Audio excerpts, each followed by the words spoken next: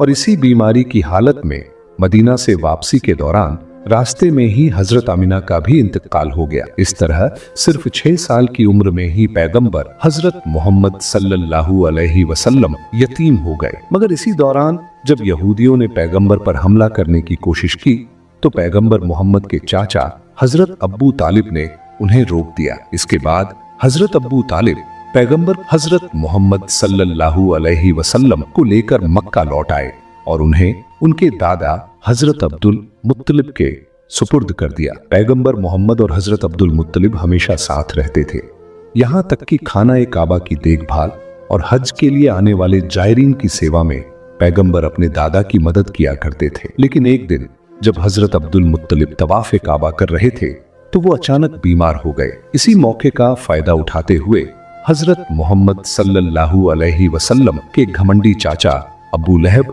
कुरैश का सरदार बनना चाहते थे, मगर जल्द ही हजरत अब्दुल मुत्तलिब ने जिम्मेदारी हजरत अब्बू तालिब के हवाले कर दी। कुछ दिनों बाद हजरत अब्दुल मुत्तलिब का इंतकाल हो गया। इस तरह सिर्फ 8 साल की उम्र में पैगंबर मोहम्मद बिल्कुल अकेले रह गए। इसके बाद पैगंबर अपने चाचा हजरत अब्बू तालिब के साथ मक्का में रहने लगे। वहां पैगंबर बकरियां चराने समेत मुख्तलिफ काम किया करते थे।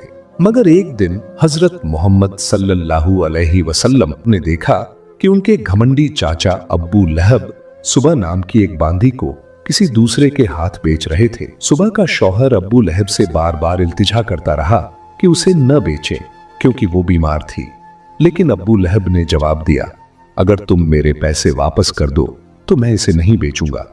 तभी पास खड़े हजरत मोहम्मद सल्लल्लाहु अलैहि वसल्लम ने कहा, चाचा आप इस सुबह को आजाद कर दें, मैं खुद आपकी रकम वापस कर दूंगा। पैगंबर मोहम्मद की इस बेमिसाल दरिया दिली की वजह से सुबह को आजाद कर दिया गया। असल में सुबह वही औरत थी जिन्होंने सबसे पहले पैगंबर मोहम्मद को दूध पिलाया था। फिर एक और दिन पैगंबर मोहम्मद ने देखा कि एक शख्स अपनी बेटी को जिंदा दफनाने के लिए ले जा रहा है। इस दौरान उसकी बीवी उसके पांव पकड़कर रो रही थी और उससे विनती कर रही थी कि वो ऐसा न करे। पैगंबर मोहम्मद उस नन्ही बच्ची को गोद में लेकर उस शख्स के पास आए और नरमी से समझाया, बेटी माँ बाप के लिए रहमत होती है। हजरत मोहम्मद सल्लल्लाहु अलैहि वसल्लम की बातें सुनकर उस शख्स का दिल मोहब्बत और रहमत से भर गया और उसने अपनी बेटी को खुद अपनी गोद में उठा लिया। इस तरह वक्त गुजरता गया और पैगंबर की उम्र 12 साल हो गई। उधर उनके चाचा हजरत अब्बू तालिब चूंकि एक ताजिर थे तो अरब की रिवायत के मुताबिक वो हर साल शाम सीरिया का सफर किया करते थे। इस बार पैगंबर ने जिद की